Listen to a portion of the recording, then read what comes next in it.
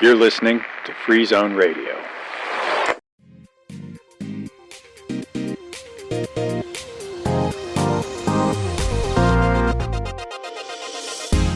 October is a month of beginnings and endings, the orange and the black. We learn to embrace the refreshing cool of autumn, the leaves changing, excitement of a holiday. But it's also a month for endings, a time for saying goodbye. This is With Honors, Season 2.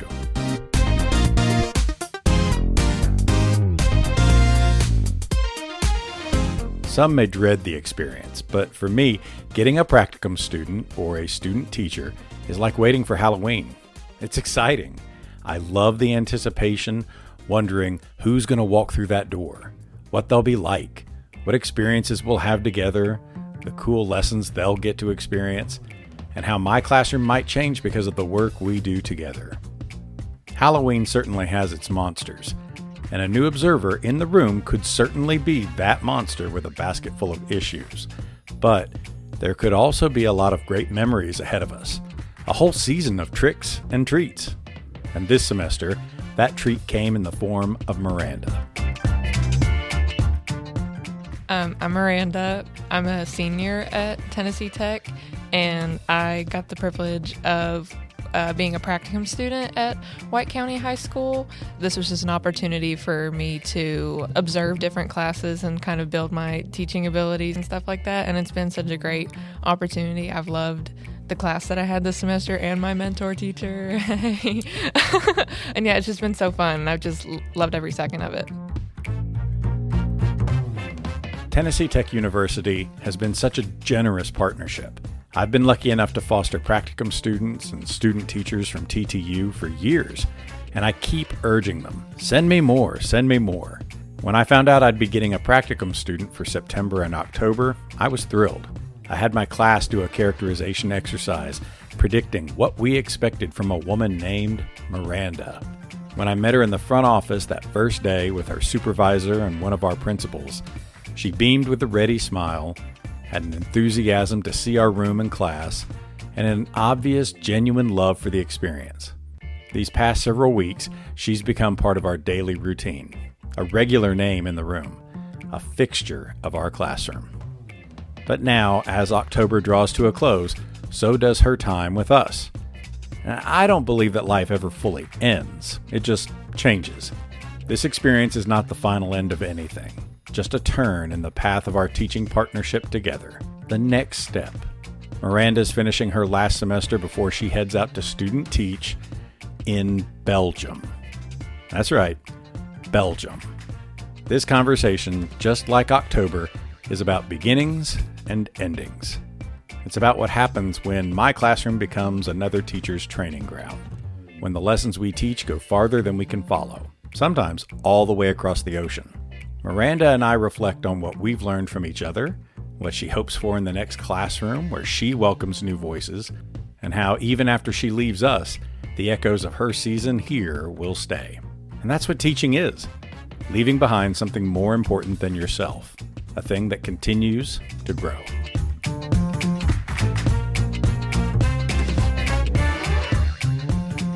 Perfect. So what should we talk about for this episode? This is a whole recap episode about your experience. Mm-hmm. This is your last practicum that you have to do before student teaching, right? Yes.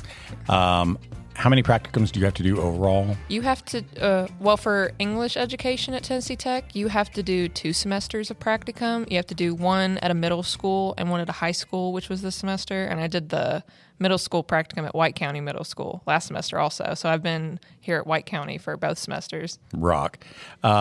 When you think about this semester, you were here from when? You were here from the beginning of September? Yeah, like September 8th. Holy cow. You've been here almost 2 months. Mm-hmm. So you've been here from the beginning of September toward the end of October.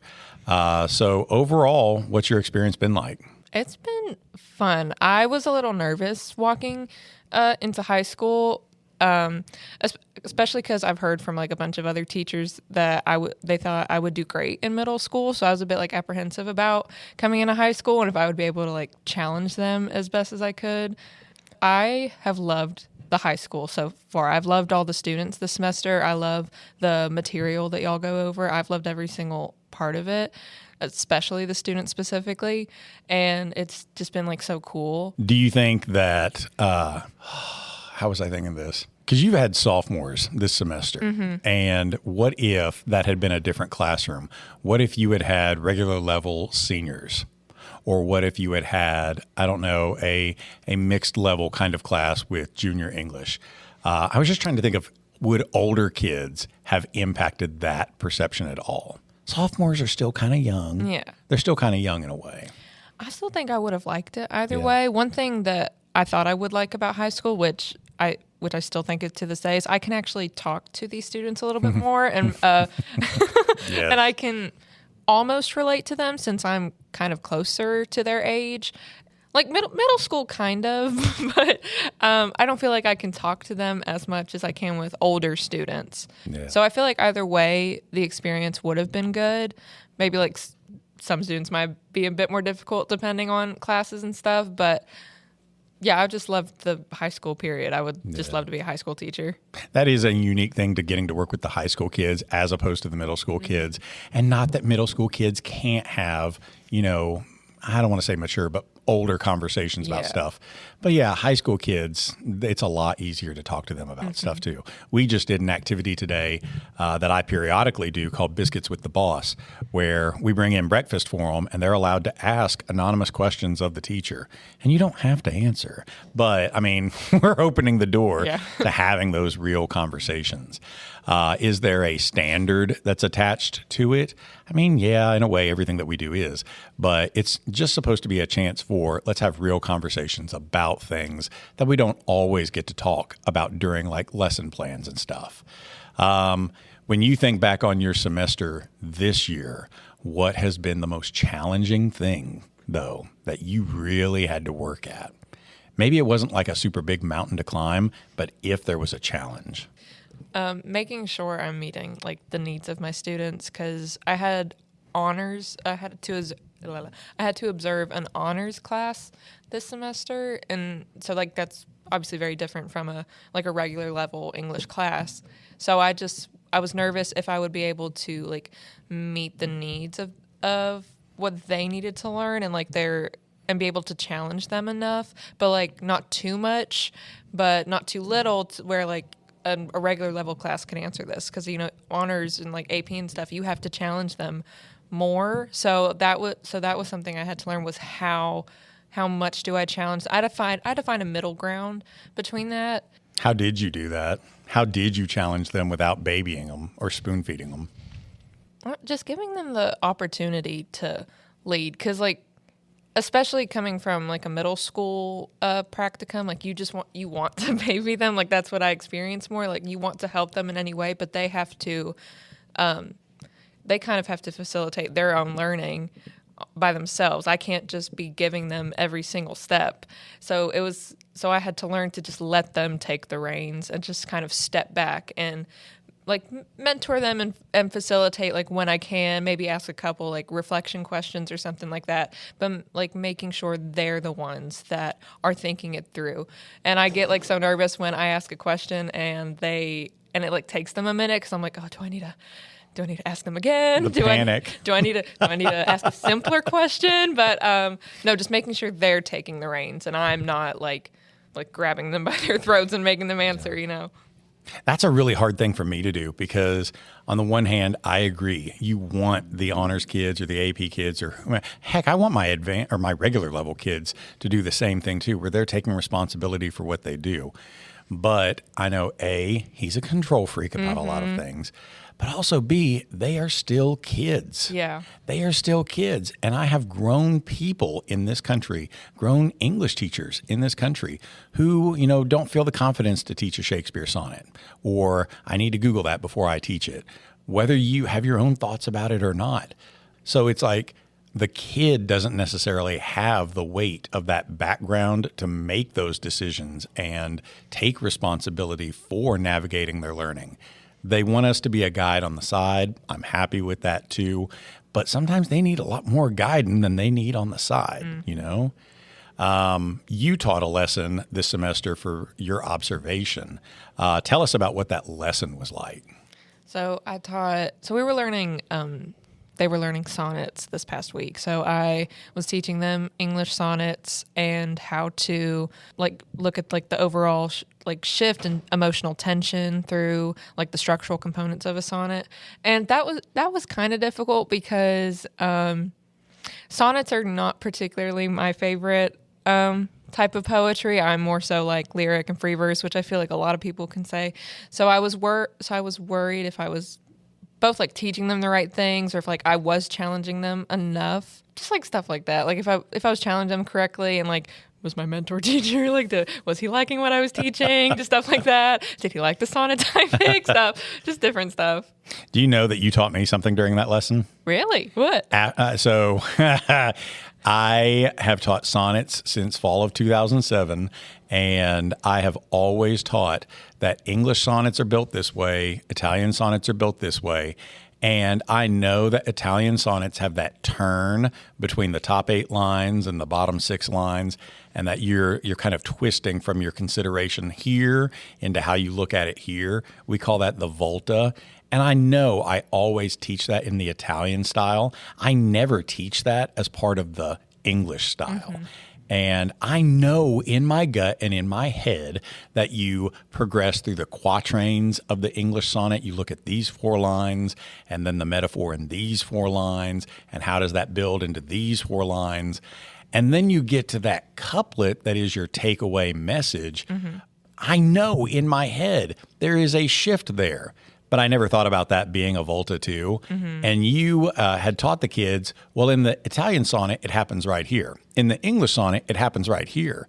And in my head, I thought, hit the brakes, write that down. You just said blah, blah, blah. And then I thought, is there a volta in the English sonnet? And I had to Google it while you were teaching, and it was like, yes, it happens, blah, blah, blah, blah. And I thought, oh, Lord. I taught someone something. All of these years. And I was just like, I never put it into words like that. I teach it, but I never put it into words like that. So look, you can teach an old dog new tricks. How about that? I think that's also a good teacher kind of mode of thinking too, is that you're always wondering, am I doing this right? Yeah. Especially as a practicum student. Bud, you're going to do that as a practicum student. You're going to do that in student teaching next year. You're going to do that throughout your career, whether you're a teacher or whether you're administrator walking by my classroom glaring at me, or whether you're in any kind of career. I think that you're going to be asking yourself whether you're doing this right or not. I constantly think, would my mentor teacher be happy with the way I'm teaching senior English right now? I just talked to Miss Hawkins about that yesterday. And frankly, you know what? Miss Hawkins and I are co-equals. And yet I often wonder, would Amy be okay with the way that this is being taught? Mm-hmm. Would, my teachers who taught me this, would they approve of how this is being taught? Would Gail Adcock, the legendary English teacher of White County High School, she's like an oracle to all of us. I kind of wish I had, a little pocket version that I could carry around of her. Would she be happy with this? Dr. Sue Ellen Alfred and some of these other legendary teachers from Tennessee Tech, would they be happy with the way I'm teaching it? That's a good teacher kind of thought right there, because you're holding yourself accountable. Mm-hmm. And the panic is real during every evaluation. A lot. I was even thinking, oh no, what if I get evaluated this morning? I brought, biscuits for the boss and everything. I bought donuts for the kids. What if I get evaluated? Can I suddenly pivot into my lesson plan? And I started feeling like, am I doing this right? Am I good enough? Mm-hmm. So everybody thinks that.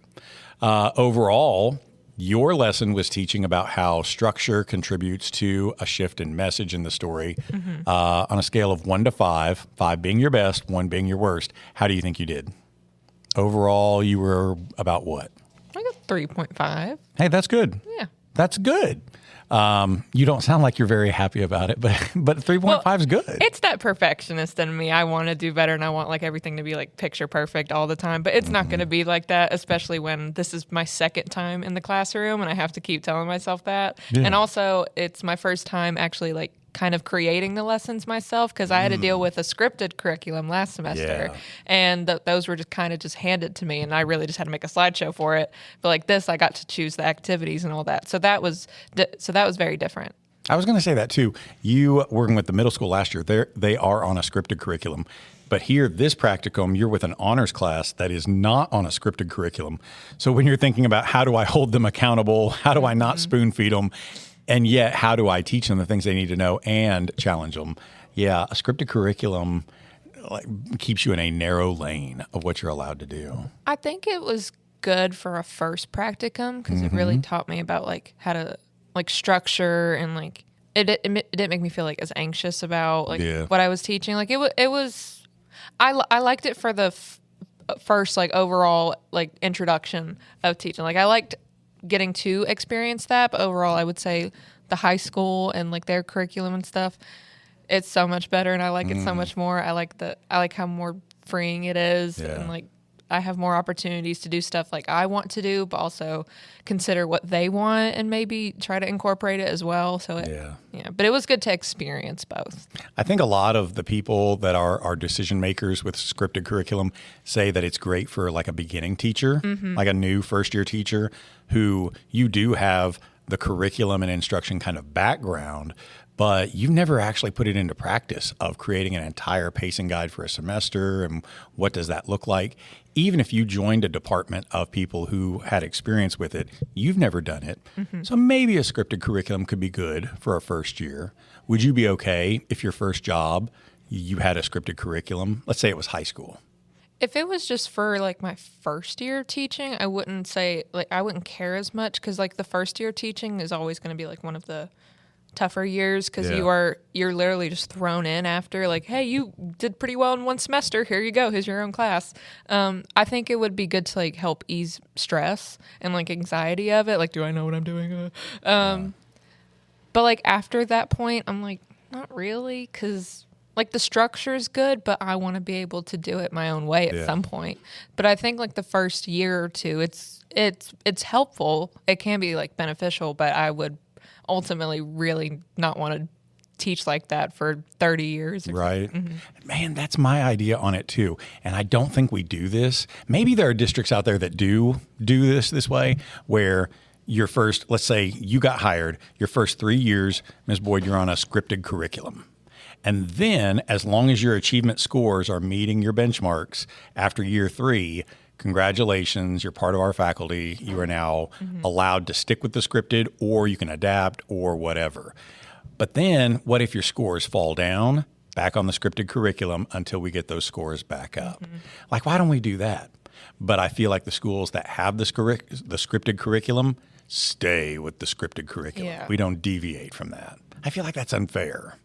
But what do I know? I only have 19 years in this job. He's like, what do I know? What do I know? I don't even know where a Volta is. I don't even know. But yeah, I feel like that too with being the perfectionist. You got to work with an honors class. These kids always want what grade? A. They always want it. We always want to get the A. That was me in high school too. Because you were valedictorian. I was, yes. Humble brag. I was not in the top 10. I was friends with the top 10, but I was not in the top 10. But yeah, I feel like it is the natural want to get that A. We've kind of like set that expectation. We've coded it into kids. You want to get A's. Well, on that grade scale, that's a 5. Yeah. But we are told as teachers, do not expect 5s. Do not expect 1s, but don't expect 5s. Which is just so crazy to me, especially coming from being valedictorian in high school, and like I cared about my grades so much. Like I cried over classes I should not have been crying about. Like history is not should not be that stressful to begin with. And then when I got to college, and like I wanted to do nursing at first, and like I was doing the science classes, and I prayed to God to get a B, a 79, just like a high C. You're praying to God to get a 70 in your classes or something. Sometimes a 60 on your exams, and I'm like, what happened to me? Yeah. So like it's so like weird now, especially when like they say, don't expect 5s, don't expect to be perfect, and I'm like, but I want to be. They tell us that a rock solid teacher's a 3. Yeah. Can you imagine if we went to the honors class and told them, guys, a rock solid student is a C? Can you imagine their faces if I told them I expect you guys to be pulling C's in here? That would send me in an orbit in high school. Yes. I mean, in my AP class, they also get graded like their exam. They can make a 1, 2, 3, 4, or 5, and a passing grade is a 3, 4, or 5. On their essays, they can make a 1, 2, 3, 4, 5, or 6. And we have been told, don't expect to get a lot of 5s on your tests. Mm-hmm. Don't expect a lot of kids to make 5s and 6s on their essays. But really, like, if they're all in the 3 zone, that's not good either, right? I understand there's a bell curve, but we want those achievement scores, right? We want all of that. So maybe there's a double standard there. What do you think is the most rewarding thing out of your 2-ish months with these kids? I would say just the relationship that I've built with them. I like walking into class and just seeing them start saying hi to me more and like acknowledging me more. Like I even had one student today, or a couple students today, they gave me hugs when I walked out because it was my last day. One girl she kind of teared up a little bit, and it's like it's just so sweet to see like the relationships that I get to build with them and maybe kind of an impact as well. Yeah, I love to see it. Yeah. Just think about when you finally get your own classroom. Not too long, right?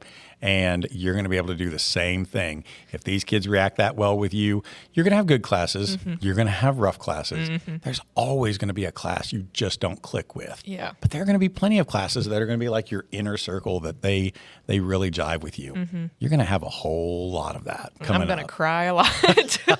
I'll probably cry when I leave here because I always get so sad about when things end. Yeah.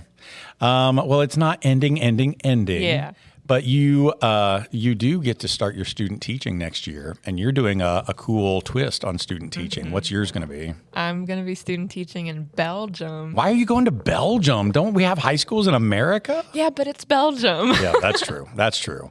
You and your husband are going to be going to Belgium, and you're going to get to work in a Belgium high school. Mm-hmm. I've been wondering about that. Like, here in America, we have the standards, we have our standardized testing, we have our achievement scores and yada, yada. I wonder what school in Belgium is going to be like. Do you know? Well, okay. So I'm partnering with the Department of Defense education activity. So it's still going to be like an American high school. Like the school is literally called Shape American High School. Oh, okay. It's just... But they told me it's not going to be on the base. It's like 30 minutes from the base. Okay. But I'm pretty sure it's still like it has like mainly like English speaking kids or probably like military kids that go to that school. So I'm thankfully don't have to learn French right before then. You know. But you'll be picking up some French, right? Yeah. Yeah. And you're going to be teaching what specifically, like an English class or an ESL class? English, I'm pretty sure. Just English class. Do you know anything about like the grade level or anything, the makeup or anything? I've not gotten a lot of information. Yeah. They don't really. Well, we're still on the front end of that. They don't really give us a lot of information till like November. Sure. But I'm pretty sure it's going to be about like the same structures an American high school. So like that 9th through 12th grade. Because I told them I want to teach the high school part. Yeah. That's what I'm assuming. I don't know. So we'll see when I get there. Okay. Our student teaching program here. We used to do a 1 semester, and then we expanded into a 1-year residency, and now we're back to the 1 semester. So will it be 1 semester in Belgium? Yeah, it'll be 1. So just 1 semester in Belgium? Yeah. But you're still going to be in Belgium. Yeah, I will be living over there for like 2 years, and so I'll student teach there for the semester, and then I'll fly back for graduation, and then I'm going to fly back to Belgium. Gosh, yeah. Do you expect since you're going to be there for 2 years, are you going to look for a teaching job there? I'm going to try to. What if you fall in love with these Belgium kids and never want to come back to these American kids? See you never. Then it happens. That would be really cool. You told the students this morning that you're only like, how far is the train ride to Paris? 2 hours. It's a 2-hour train ride to Paris. And all I'm saying, Valentine's Day is on a Saturday this upcoming year. Oh my gosh, that's right. I go to Paris on a weekend. Germany's 2 hours away. Amsterdam's 2 hours away. You have to stop. This is. Am I making you jealous? I have said this on Coach Hastings' podcast a million times. I've told my wife a billion times. Anybody who listens to me, blaths about this all the time. We got to do a trip to England and France one year. Loved it. So yes, go to England and France. Absolutely. You're going to love it. And then my wife picked our next trip to go to Germany, and I was kind of iffy about that. But then when we got there, I way loved our week in Germany, and she liked it, but I loved it. It like hit me. We got to go to Lake Lucerne. We got to go to Munich, the city of Munich. I don't know how to say I love you in German, but the city of Munich, I love you. I loved that city. There's just so many good things about Germany. The people there, the food, it was just everything about it. And you're going to be like a jaunt from Germany. I also found out I'm going to be living in the same city as Van Gogh. That's cool, man. Yes. Oh. See, the students asked this morning, if you were going to steal a work of art from the Louvre, what would you steal? My Van Gogh. You should have told them a Van Gogh. Well, that's awesome. We need to hear updates from you, and just periodically, how's Belgium going? You are going to start that student teaching when? In the spring? Yeah, their school starts January 5th, so that'll be my first day, and I'll be leaving in about We're going 4 to to need 6 to do weeks. pen pals or something like that, Yes. where you hear from the class, or we could Yes. Zoom call or something like that. What if, like, what's the time difference between Belgium? 7 hours. Oh, it's a 7-hour time like- difference. I can stay up one night. I don't care. Oh, that jet lag when we first get there that first week, that's gonna suck. Yeah. Maybe we can work it out where we do like a Zoom call. But yeah, I feel like we need to stay in touch with you through the semester and just see how things are going. Oh, definitely. It'll be from January to when? To basically that last week of April. Oh, Because I think yeah. I fly back that first week of May. Because I think graduation next spring for Tennessee Tech is May, like 8th through the 11th, That around sounds there. right. Yeah. There's always these times that normal student teaching, you have to come, like you have to leave the building to go back to tech for like a couple of days to do workshop seminars or senior salute and stuff like that. What are they going to have you do? Just through Zoom. Oh, okay. Yeah, that's really all they can do. Yeah. Because you're not going to fly back for a day and then go back. Heck no. You know how much a round trip there is? $1,500. Oh, Wow. my goodness. See, this is why we need to be more, we need to travel more, but that's so prohibitive, that I cost. know. Well, you're going to have a good time. It was wonderful to have you here with us. If you could change one thing about your practicum experience, other than having a different teacher because you got paired with a piece of crap teacher. I could read it in her face. I knew she was going to say a different teacher. What else would you have changed? That's a good question. Would you have said, I'd rather have a completely different class just to see what the other side of the tracks is like? I mean, that would have been like a good thing to experience, but also I kind of experienced that too. Like I experienced that opposite side last semester in middle school because my last semester I had like a few IEP students and like some ELL. So I kind of already experienced that, just not with the high school. Yeah. Honestly, I don't think there's anything I would change. I loved both of my practicum semesters. So not more time with the classroom? Okay, well, more time. Yeah. I'm sorry. The answer was nothing. She said nothing. You've timed out. Whenever we interview teachers, I always, like, they let me sit down on the interviews. Thank God. They let me sit on the interviews, and I always ask, okay, you're in a senior English class. You have this 18-year-old boy, Boots. He's like 6 feet tall. He's not doing any of your classwork. He keeps putting his head down. You've had to get on to him. And he stands up, looks at you, and cusses you out and says, "Get out of my face." How do you respond to that? We're doing a mock interview right now. Oh, no. Ms. Boyd, how would you respond to this? Call the principal? I don't know. I can't thought you do were going to nothing. say, call the police. Call the police. There's a boy yelling at me. What would you do? Would you immediately just go call the principal?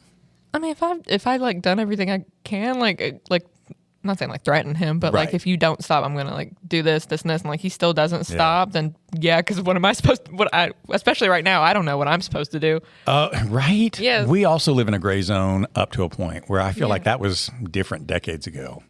I would always advise, you be the authority. They are in your room. You are not in their room. This is your territory. You are the mama lion. You are encountering them. Do everything that you can. And we always say if you have those expectations asserted up front, if you have those routines, yada, yada, yada, that does help. You're also an engaging person. Kids obviously like you. But if there's going to be some kid who's like a grown man that bucks up to you, don't back down, right? You don't necessarily need to scream and shout. You don't need to be reactive. But yeah, don't tolerate it. And don't you leave the room and let him stay, because whatever, that looks like a win to him. I'd always say, step outside. Just wait outside for me right now. We're not going to have this argument right now. Step outside. And if he cusses and kicks and throws things, you're going to go outside right now. And even then, if nothing's happening, send a student to go get an administrator. Yeah. But don't you dare let him have the room and you abandon it. Never abdicate the room to him. It's a scary question, but that's one I always throw in the interviews, just because you didn't have that in an honors class. But what if you were on the other side of the tracks and you had a rough welcome back Cotter kind of class? I've not had to experience that at all yet, which I'm really nervous I wonder about. if Belgium kids will be like that. Those saucy Belgium kids. Saucy Belgium kids. Ooh, here's another thing we should do is a transcontinental podcast where we collaborate with your class on something. Ooh. We've just expanded our listenership. Oh, yeah. We're going to have all these Belgium kids. You're just going to use me. That's what it's going to be. We have to find a way to cross-curricular this. I don't know what that looks like, but we're going to figure it out. Somebody get on ChatGPT and look at how are we going to do Someone this? research that now. We need a fact Write that finder. down. I've already got Wyatt as my episode producer over there. We need to have another kid in here. I need a staff. That's what I need in here. Well, I'm really lucky that we had you. I'm going to let you get out of here because I know your time is up. But thank you for being here. Thank you for everything that you do. And we can't wait to hear from you again. It's been a great practicum. Yay! Happy Halloween, guys. Halloween. With Honors is a Free Zone radio production, produced here in Sparta, Tennessee. This episode was edited by Wyatt Blaylock. You can find more of our shows here on Spotify, YouTube, Apple Podcasts, wherever you listen to great content. Check out our new show, Second Stage, premiering this season, as well as our brother podcast, A Dead Man's Books and Haston Curation.